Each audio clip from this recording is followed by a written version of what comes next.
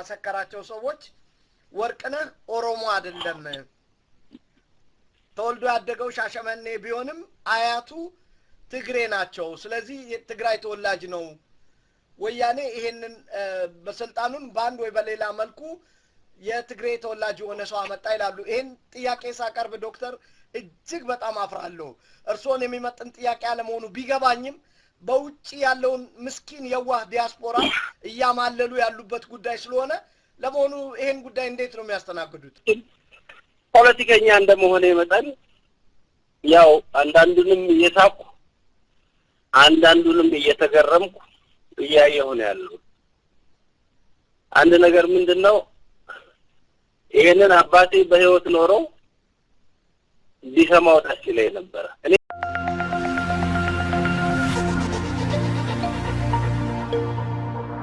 በድጋሜ የወጣት ድል የ35% እውነተኛ ቅናሽ ያገኙ ቤተ መንግስት አቅራቢያ ከወዳጅነትና አራዳ ፓርክ ፊት ለፊት ለፈረንጆች አዲስ ዓመት የወጣ ታላቅ ቅናሽ ባለ አንድ መኝታ ሽያጭ ማጠናቀቃችንን ከወዲሁ እየገለጽን ባለ ሁለትና ባለ 3 መኝታ አፓርትመንቶችን ሙሉ ለሚከፍሉ የ35% ታላቅ ቅናሽ ማለትም በካሬ በ68,000 ብር ብቻ ባለ 2 መኝታ በ6.4 ሚሊዮን ብር አጠቃላይ ክፍያ ባለ 3 መኝታ በ9 ሚሊዮን ብር አጠቃላይ ክፍያ ቀድመው ለሚመጡ 10 ደንበኞች ብቻ በዚሁ መንደር ውስጥ መዋኛ ገንዳ ጂምናዚየም ደረጃውን የጠበቁ ሰፋፊ ልፍቶች ምቹና በቂ መኪና ማቆሚያ ቦታዎች ዘመናዊ የደረቅ ቆሻሻ ማስወገጃ አውቶማቲክ ጄኔሬተር የተገጠመለት የከርሰ ምድር ውሃና ለተለያዩ አገልግሎቶች የሚውል ሰገነትን በአንድ አካቷል ለበለጠ መረጃ ከታች ባለው ስልክ ይደውሉ ያሰከራቸው ሰዎች ወርቅነህ ኦሮሞ አይደለም ተወልዶ ያደገው ሻሸመኔ ቢሆንም አያቱ ትግሬ ናቸው ስለዚህ የትግራይ ተወላጅ ነው ወያኔ ይሄንን በስልጣኑን ባንድ ወይ በሌላ መልኩ የትግሬ ተወላጅ ሆነ ሰው አመጣ ይላሉ ይሄን ጥያቄ ሳቀርብ ዶክተር እጅግ በጣም አፍራለሁ እርሶን የሚመጥን ጥያቄ አለመሆኑ ቢገባኝም በውጪ ያለውን ምስኪን የዋህ ዲያስፖራ እያማለሉ ያሉበት ጉዳይ ስለሆነ ለመሆኑ ይሄን ጉዳይ እንዴት ነው የሚያስተናግዱት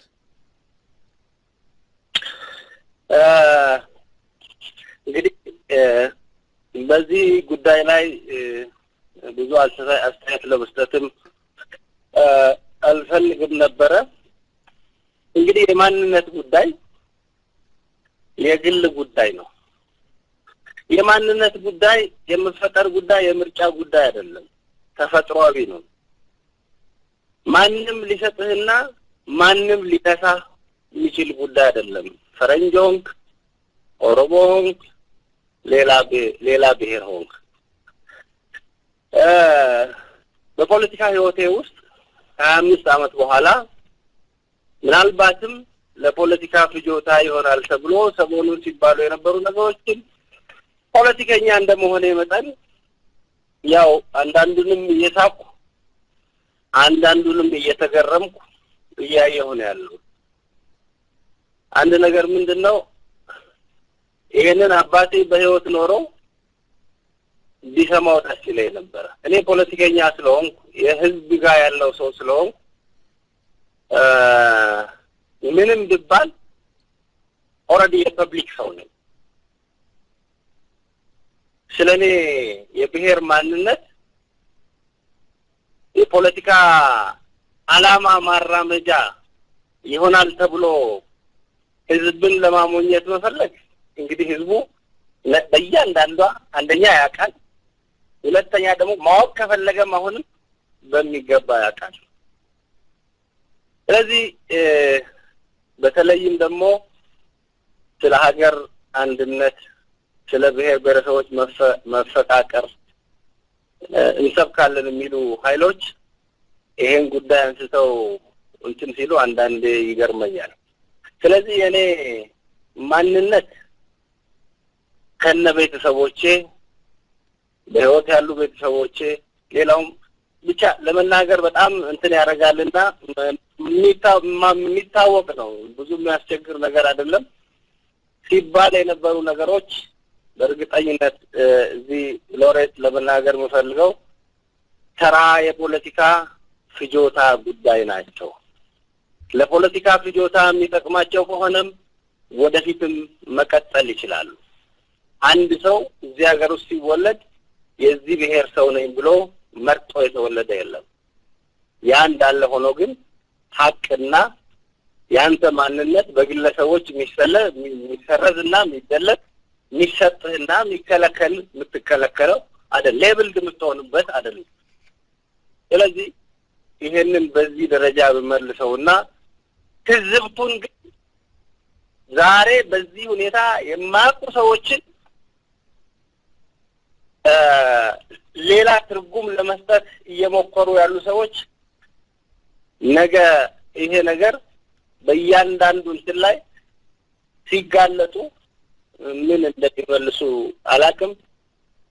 ሲመልስም ትንሽ እንትን ያልኩ ነው። ቅድም እንዳልኩም ቅር እያለኝ ነው። በዚህ ጉዳይ ላይ ራሴን ዲፌንድ ማድረግ አልፈልግም። ግን የኦሮሞ ሕዝብ ያውቃል፣ መላ ሀገራችን ሕዝቦች ያውቃሉ። የታገልኩት ከትምህርት ቤት ጀምሮ ትምህርት ቤት ከወጣሁ በኋላ ለሀገራችን ሕዝቦች ብሔረሰቦች ነው። ለኦሮሞ ሕዝብ ለሁሉም የኔን ማንነት የሚያውቁ ሰዎች ያውቃሉ። በዚህም ምኮራበት ታሪክ ነው ያለኝ።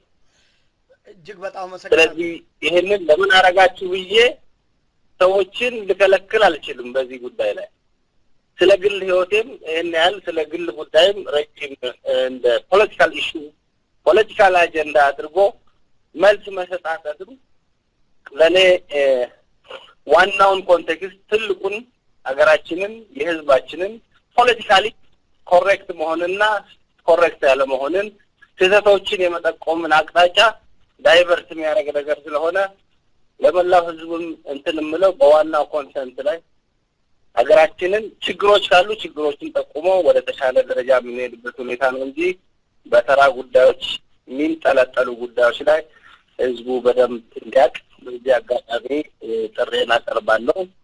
ይሄ ነው ማለት ነው። ለሁላችንም የሆነች ኢትዮጵያን የሚፈጠርበትን ስርዓት እየገነባ ነው ያለው። እነዚህ እንግዲህ በሂደት የሚስተካከሉ የሚታዩ ነገሮች ካሉ በሂደት እየጠነከሩ የሚሄዱ ነገሮች ናቸው። ከመብት ጋር ተያይዞ የተነሱት የቋንቋ ጥያቄ ነው። የቋንቋ ጥያቄ አንዱ የመብት ጥያቄ ነው። በኢትዮጵያ ፖለቲካ ታሪክ ውስጥ የኢትዮጵያ ብሔር ብሔረሰቦች ማንነት ጥያቄያቸውን በተደጋጋሚ ሲያነሱ የነበሩ በተለይ ደግሞ በራሳቸው የዓለም አቀፍ ድንጋጌዎችም እንደሚያዙት የዩኔስኮ ዲክላሬሽንም እንደሚያዘው አንድ ህፃን በአፍ መፍጫ ቋንቋው መናገር አለበት የሚለው ነገር በዚህ 25 ዓመት ውስጥ ነው ኢትዮጵያ ውስጥ የተተገበረው። ስለዚህ ኦሮሞ ህዝብም ቋንቋውን፣ ማንነቱን፣ ባህሉን አስመልሶ ቋንቋውን የበለጠ ያጠናከረ ይሄድ ያለበት፣ ባህሉን የበለጠ ያጎለበተ ይሄድ ያለበት ስርዓት ነው ያለው። በዚህ ሁኔታ እንግዲህ በትምህርት ስርዓት ውስጥ አንደኛው የፌደራል ቋንቋ አለ። የፌደራል የስራ ቋንቋ ነው፣ ብሔራዊ ቋንቋ ሳይሆን። ሁለተኛው በየክልሎቹ መስሪያ የስራ ቋንቋዎች አሉ። እነዚህ እንግዲህ በህገ መንግስቱ በተቀመጠው መሰረት። ስለዚህ የኦሮሞ ህዝብን በተመለከተ ቋንቋውን ከማሳደግ አንጻር በርካታ ስራዎች ተሰርተዋል። ፌደራል መንግስቱ ውስጥ የኦሮሞ ወጣቶች ተቀጥረው እንዲሰሩ የአማርኛ ቋንቋን እና የበለጠ እንትን ብለው እንዲያውቁ መሰራት ያለባቸው ነገሮች አሉ። ሌላው ኦሮምኛም እንደ አማራጭ ቋንቋ የሚሆንበት ሁኔታ ወደፊት ክፍት ነው፣ መታየት ያለበት ነገር ነው። እሱም ጎን ለጎን ሌሎች ሀገሮች 7-8 የስራ ቋንቋዎች አላቸው በአንድ በፌደራል መንግስት። ይሄ ወደፊት በደንብ እየተጠና ከኢትዮጵያ ብሔር ብሔረሰቦች ጋር በጋራ በመግባባት የሚሆን ነገር ነው። ስለዚህ እዛ ጋር የተዘጋ መብት የለም፣ የተጠበቀ መብት ነው ያለው። ጠያቂ ወንድሜ እንዳሉት የተዘጋ ነገር የለም። በጋራ ሁላችንም በመተማመን ላይ የተመሰረተ ሁሉም በሀገራችን ውስጥ የሚነገሩ ቋንቋዎች አስፈላጊ ናቸው። ያንድን ብሔር ቋንቋ ስታከብር ያንተም ቋንቋ ይከበራል፣ ሃይማኖቱንም ባህሉንም ጭምር ማለት ነው። ስለዚህ በዚህ ሁኔታ የመብት ምላሽ የተሰጠበት ነው እንጂ በዚህ እንትን የተባለ ነገር የለም። ይሄ ወደፊትም ተጠናክሮ የሚሄድ ነገር ነው። እነዚህ ጥያቄዎች በተደጋጋሚ በተለያየ ሁኔታ የሚነሱ ጥያቄዎች በሂደት በህገ መንግስቱ መሰረት መልስ እያገኙ የሚሄዱ ናቸው። ሌላው የተነሳው ጥያቄ የኦሮሞን ኢኮኖሚ ተጠቃሚነትን በተመለከተ የኦሮሞ ህዝብን ከፍንፍኔ ጋር ተያይዞ የተነሳው ጥያቄ ነው። ይሄም ተመሳሳይ የህዝቦች ጥያቄንና ለፖለቲካ ዓላማ የሚነሳ ጥያቄን ለይተን መልስ መስጠት ያለብን። የኦሮሞን ኢኮኖሚ ተጠቃሚ ሁሉም የኢትዮጵያ ብሔር ብሔረሰቦች ኢኮኖሚያዊ ተጠቃሚነታቸው መረጋገጥ አለበት፣ ኢትዮጵያውያን ማለት ነው። ይሄ ስርዓት በዚህ ባለፉት 25 ዓመታት በርካታ ስራዎች ተሰርተዋል። በዚህ ዙሪያ በርካታ ውጤቶችም ተመዝግበዋል። ይሄ ለአፍ ለመናገር ምለው አይደለም፣ ተጨባጭ ነገር ነው። በየትኛውም መለኪያ ማንም ቢለካው ማለት ነው። ይሄ እንዳለ ሆኖ በህገ መንግስቱ የተቀመጠው የኦሮሞ ህዝብ ከፍንፍኔ ጋር ተያይዞ ያለው ተጠቃሚነት መንግስታችን፣ ድርጅቱ ኢህአዴግ ይሄ ጥያቄ ለመፍታት ለ2-3 ዓመታት ጥናቶች ሲያካሂድ ነበረ። ጥናቶቹ እየተጠናቀቁ ነው ያሉት። ይሄ ለኦሮሞ ህዝብ የሚመለስ መልስ ነው። ሀገራችን ብሔር ብሔረሰቦች በግልጽ በሚያውቁት ሁኔታ እንጂ የፖለቲካ ማጫጫያ ስለሆነ እንትን የሚሆን አይደለም። ይሄ በተጨባጭ ተሰርቶ ኦልሬዲ ያለቀ ጉዳይ ነው። የዘገየበት ሁኔታ አለ። ግን ይሄ ማለት እንትን ያቀር አይደለም። እየሰራን ኦልሬዲ አጥንተው ይሄ ድርጅት በጋራ ኢህአዴግ መልስ የሚሰጥበት ጥያቄ ነው። የመብት ጥያቄ ነው። መጀመሪያም በኢትዮጵያ ፖለቲካ ታሪክ ውስጥ ይሄ ጉዳይ ከዚህ የተነሳ ነገር አይደለም። ዛሬ ነው ይሄ መልስ እያገኘ ያለው። በአጠቃላይ ግን እዚህ አካባቢ ከመብት ጋር ተያይዞ በተለየ ሁኔታ የተጎዳ በተለየ ሁኔታ የተጠቀመ በኢትዮጵያ ውስጥ ብሔር ብሔረሰብ የለው። ይሄ ከሁሉም በላይ አንድነታችን አጠናክረን ለመሄድ አንድ የመሆናችን እኩል ተጠቃሚነታችን መረጋገጥ አለበት የሚለው ነገር መሰመር አለበት። እዚህ አንድ ሰው ሁለት ሰው እዚህ ጋር የሆነ የሚል ነገር አጠቃላይ የህዝቦችን እንትን አይወክልም። ይሄን ማስተካከልና በዚህ ሁኔታ ሰፋ ባለ እይታ ማየት በጣም ጠቃሚ ነው። ስለዚህ በዚህ መንገድ ቢታይ የሚል አስተያየት አለኝ። ሌላው ሌሎች ተቃዋሚዎች በምን ሁኔታ ነው የሚስተናግዱት የሚል ጥያቄ ቅድም ለማንሳት ሞክሬያለሁ። ሌሎች ህገ መንግስቱ በግልጽ ያስቀመጠው ባለፉት 25 ዓመታት በተለያየ ደረጃ ሀገራችን ውስጥ ያሉ ተቃዋሚዎች በተለያየ መንገድ ይህን ስርዓት ዲሞክራሲያዊ ስርዓት ለማጎልበት የራሳቸውን ሚና ተጫውተዋል። በፓርላማ ውስጥ ገብተው በተለያዩ አደረጃጀቶች ውስጥ ገብተው በማህበረሰቡ ውስጥ ተደማጭነታቸውን የፖለቲካ አመለካከታቸውን በነጻ በማራመድ የተሰሩ ዲሞክራሲያዊ ስርዓቱን የተለያየ አስተሳሰብን በዚች ሀገር ማራመድ ኃጢአት መሆኑን የዲሞክራሲ የመጎልበት አንዱ ምልክት መሆኑን የሚያሳዩ በርካታ ኤክሰርሳይሶች ተደርገዋል። ማቹር ያደረጉ በደንብ እንትን ያሉ ነገሮች አይደሉም። እነዚህ ተጠናክረው ወደፊት መሄድ ያለበት ነው። ስለዚህ ህገ መንግስቱ ባስቀመጠው ፍሬም መሰረት ተቃዋሚዎች መስተናገድ አለባቸው። የሚጎሉ ነገሮች ቅድም ባስቀመጡት ሁኔታ እየተስተካከሉ መሄድ አለባቸው የሚል እንትን ነው ያለኝ። ሌላው ከአጠቃላይ እዚህ ሀገር የብሔር በላይነት አለ ምናምን የሚለው ነገር ዋናው ነገር በኢትዮጵያ ውስጥ ህዝቦች አንዱ ላይ ጨቋኝ ሆኖ የሚኖርበት ስርዓት አይደለም። መጠንቀቅም የሚያስፈልገው የኢትዮጵያ ብሔር ብሔረሰቦች ትላንት አብረው አሉ፣ ዛሬም አብረው አሉ፣ ወደፊትም አብረው ይኖራሉ። የፖለቲካ ዓላማ ለማራመድ በአንድ ብሔር ላይ ትኩረት አድርጎ አንዱ ከአንዱ ለማጋጨት የሚደረግ ነገር ከፖለቲካ ጥቅም ይልቅ በሀገራችን ላይ ጉዳት ያመጣል።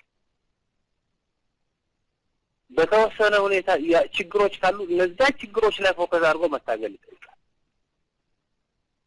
ከዛ ውጪ ግን አሁን ለምሳሌ ወንድሜ እንዳነሱት የትግራይ በላይነት አለ። ሌሎች ሀሳቡ መነጋገር በጤናማ አመለካከት መነጋገር እንትን ማድረግ ይጠይቃል። ግን ለፖለቲካ ፍጆታ አገራችንን እርስ በርስ ለማፋጀት የሚደረጉ አፍራሽ እንቅስቃሴዎችን መጠንቀቅ ያስፈልጋል። ሀሳቡ ግን ውሸትነቱ እውነትነቱ ገልብጦ ገለባብጦ መነጋገር በነጻ ህሊና በንጹህ ኢትዮጵያዊነት መወያየት ይጠይቃል። ግን በአጠቃላይ ፈርጆ ይሄኛው ብሔር የበላይ ነው የሚለው ነገር በጣም አደገኛ ነው። ግን ሀሳቡን መነጋገር የሚከለከልበት ሁኔታ የለም። ቅድም እንደተባለው እንደዚህ ነው። አመለካከቶች በቀና መንፈስ እየተነጋገሩ እያስተካከሉ እያረሙ መሄድ በጣም ጠቃሚ ነው። ቅድም ያልባልኩት መንገድ ግን ይሄ በደንብ መታየት ያለበት በቅን ልቦና መታየት ያለበት ሀሳብ ነው። ከኦሮሞ አንድ ሰው ወይ ተጠቅሞ ከሆነ ወይ ከሌላው ብሔር ከአማራ ወይ ከትግራይ አንድ ሰው ተጠቅሞ ከሆነ ያንን ብሔር በሙሉ ይወክላል ተብሎ ሊወሰድ አይችልም። ስለዚህ እያንዳንዱ ነገር በሚገባ ማየት ተገቢ ነው። ሌላው ከፐብሊክ ዲፕሎማሲ ጋር ተያይዞ የተነሳው ፐብሊክ ዲፕሎማሲ በዓለም ደረጃ ከድሮ ጀምሮ አንዱ ህዝቦችን የማቀራረቢያ መንገድ ነው። በእኛም የተጀመሩ ነገሮች አሉ። እንዳሉትም ሼክ ተጠናክሮ ሄደ አይደለም። ከመንግስት አደረጃጀት ውጪ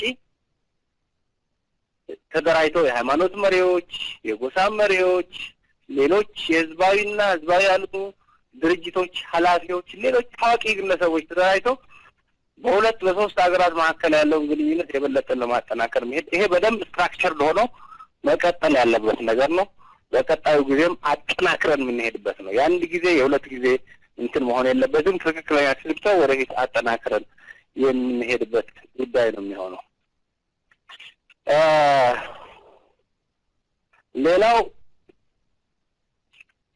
የአክራሪነትንና የአልሻባብ ጋር ተያይዞ የተነሳው ነገር እንግዲህ ሀገራችን አንዱ ትልቁ አሴታችን ወደፊትም ተጠብቆ መቆየት ያለበት ለየትኛውም ፖለቲካ ዓላማ መገልገያ መሆን የሌለበት የሀገራችን እምነት፣ ሃይማኖት እርስ በርሱ ተቻችሎ ተከባብሮ የሚኖርበት በየትኛውም ሁኔታ ይሄ ሶሻል ፋብሪክ መሸርሸር የሌለበት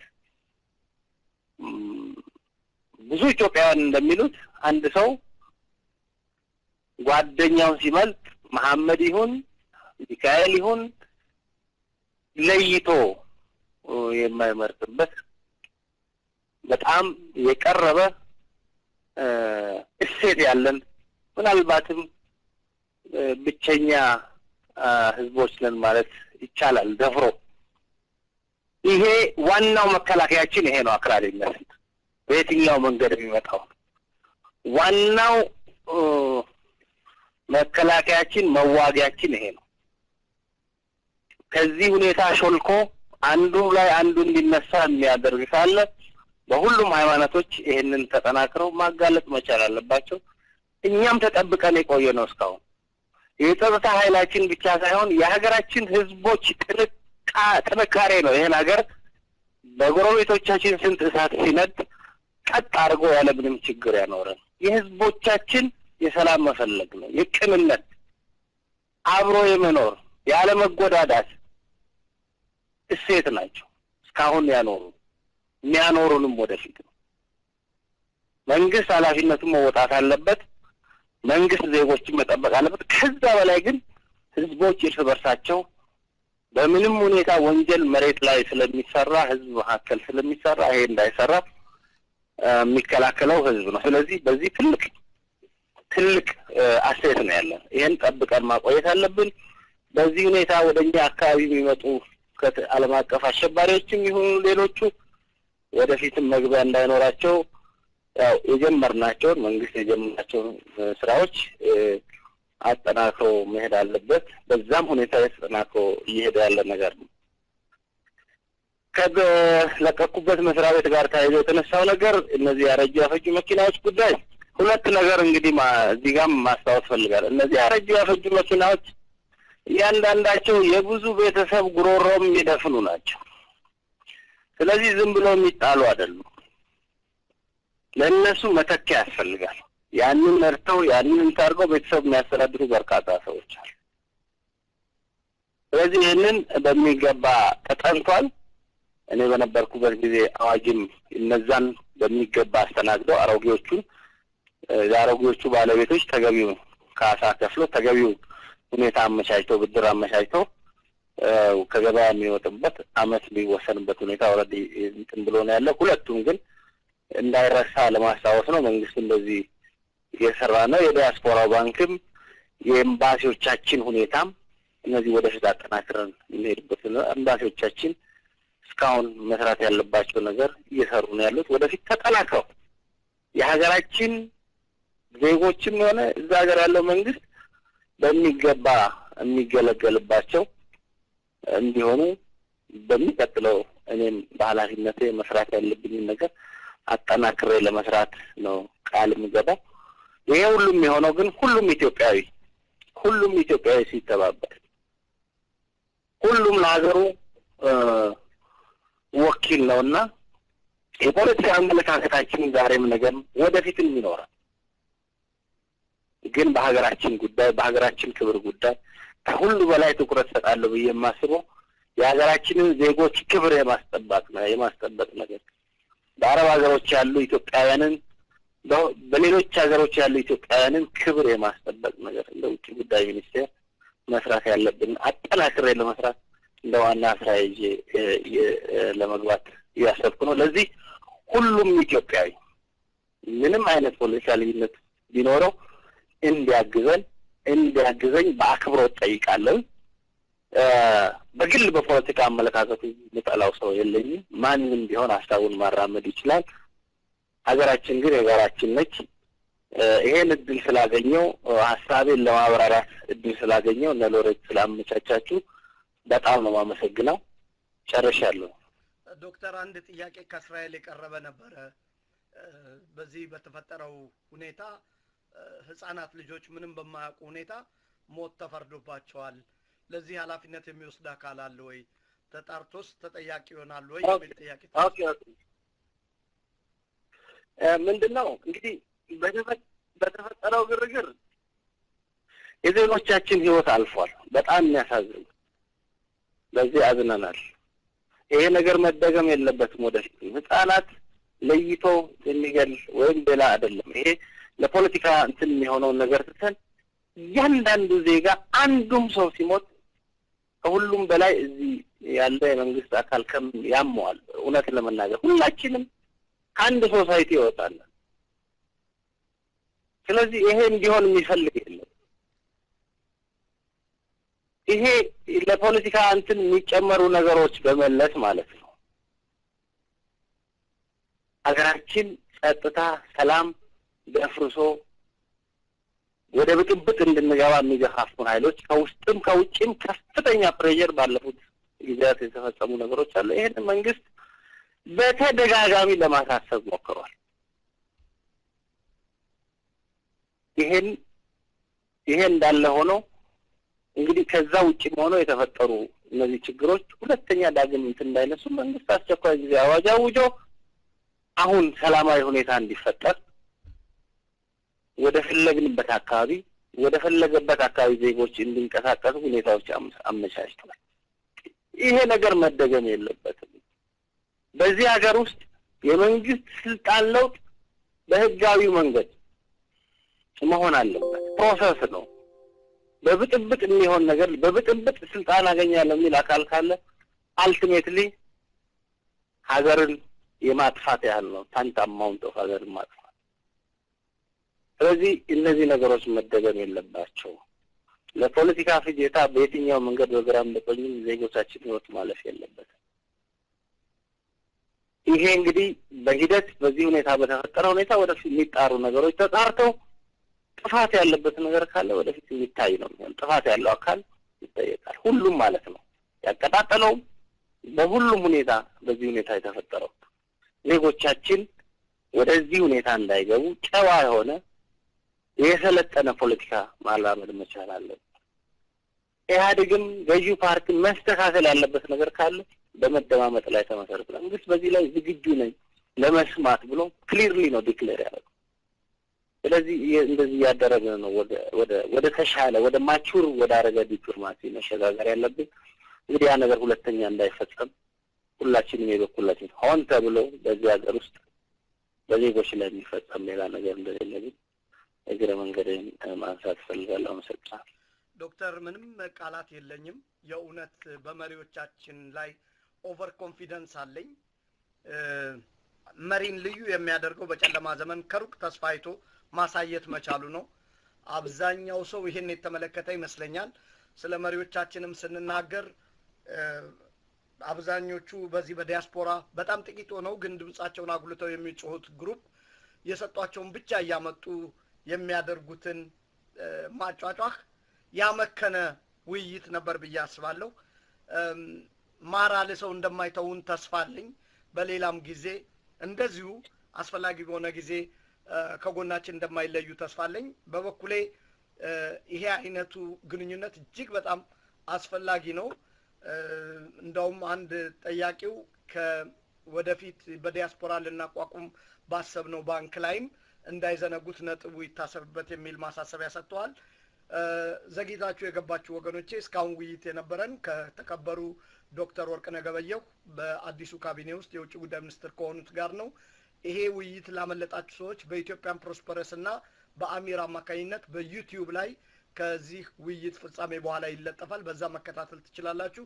በዚህ አጋጣሚ ኢትዮጵያን ፕሮስፐረስን እና አሚርን ከልብ አመሰግናለሁ። ዶክተር 30 ደቂቃ ፈቅደውልኝ 2 ሰዓት በላይ ስላያስቆት በጣም ትልቅ ይቅርታ በጠይቅም ሀገራዊ ጉዳይ ላይ ነው ያመሹትና ከምንም በላይ ኢትዮጵያን ከስጋት ዳመና ካንዣበበ የስጋት ዳመና በጉምነቱ ደበትኖ ኢትዮጵያን ሰላም በማድረግ ደረጃ ቀንና ሌሊት ዋጋ የከፈሉ ሰው በመሆኑ ይሄ ይከብዶታል ብዬ ባላስብም የኢትዮጵያ አምላክ እድሜና ጤና እንዲሰጥልን እመኛለሁ።